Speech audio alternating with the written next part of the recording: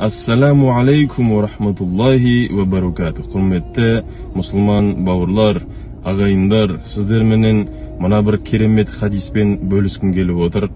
Жалпы Аллаху Тааланың ең сүйікті құлы, әрі елшісі, біздің сүйікті пайғамбарымыз Мұхаммад саллаллаху алейхи вассалам хадиста былай деп айтады. Bir күні алыс бір жерде, яғни шөл далада бір әйел келе жатады дейді. Ол әйел соншалықты қатты шөлдеген болады. Сөйтіп бір құдықты байқайды. Құдықтың жанына барып, сол құдықтан жақсылап тұрып, ішіне кіріп, яғни ішіне түсіп, шөлін жақсылап басады дейді. Сөйтіп сыртқа шыға берген кезде құдықтан жанына қараса бір ит жатады дейді. Әлгі иттің шөлдегені соншалық өлім аузында жатады. Қатты шөлдегеннен не істерін білмеген ит жердегі құмды жалап жатады екен. Яғни өлуге аз-маз бір уақыты қалған ит болған екен. Сөйтіп әлгі әйелдің жүрегінде мейірімі оянып, құдықтың ішіне түсіп, сол жерден өзінің аяқ киіміне кішігірім болса да суды алып көтеріп беріп, итке берген екен. Содан кейін пайғамбарымыз саллаллаху алейхи вассалам жаңағы хадис жалғастырады. Ол ит суды ішкеннен кейін денесіне, тәніне жан бітіп, яғни қайтадан тірілгендей болып, суды жақсылап сіміріп алды дейді.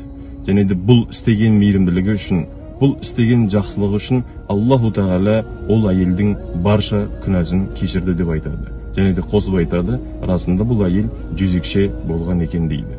Яғни ол әйел сондай бір зинақор әйел болған, бірақ Аллаху Тағала оның осындай бір өзінің жаратқан мақұлығына, яғни итке сондай бір кішігірім мейірімділік танытқан үшін Аллаху Тағала ол әйелдің барша күнәсін кешіріп, жәннатқа кіргізеді екен қиямет күні. Енді өздеріңіз ойлаңыздар, субханалла, сондай бір кішігірім мейірімділік. Одан да күшті мейірімділіктерді істейтін болсақ, садақаны беретін болсақ, және де тағы да бір хадисте айтылады, садақа жайында Аллаху Тағаланың сүйікті елшісі былай деп келтіреді. Кімде-кім Алланың разылығы үшін садақа беретін болса дейді, сол құлын Аллаху Тағала қиямет күні алдына шақыртып, ей пәленшенің пәленшесі, яғни ей мынандай кісінің баласы, есіңде ма, сен менің разылығымды іздеп, сол өткінші дүниеде садақа берген болатынсың. Ал бүгін мені куә бол, баршасының көзінше мен сенің бүкіл күнәңді кешіремін, және де жәннатқа қалаған есігінен кір. Одан кейін тозаққа сенің денеңді харам етемін деген сондай бір мәртебелі сөздерді Аллаху Тағала сол құлына қияметте жаудыртатын болады екен. Әлгі алдыңғы айтылған әңгімеге оралатын болсақ, кейбір кісілер ойлауы мүмкін, сонда жезөкшелердің бәрі жәннатқа кіріп кете ме не, сондай бір кішігірім мейірімділік істесе деп. Әсте олай емес. Ол әйел басқа құдайға сыйынбаған, бір Аллаға сыйынған мұсылман әйел, бірақ күнәһар, зинақор әйел болған екен. Яғни кез келген бір жақсылықты істейтін болса да, Аллаху Тағала Құранда келтіреді аяттарда, қандай да бір жақсылық істесін, егер ол иман келтірілмеген болса, сол адам дейді. Онда қиямет күні оның барша жасалған амалы не болады дейді? Былайша айтқан кезде нөл болады дейді бәрі.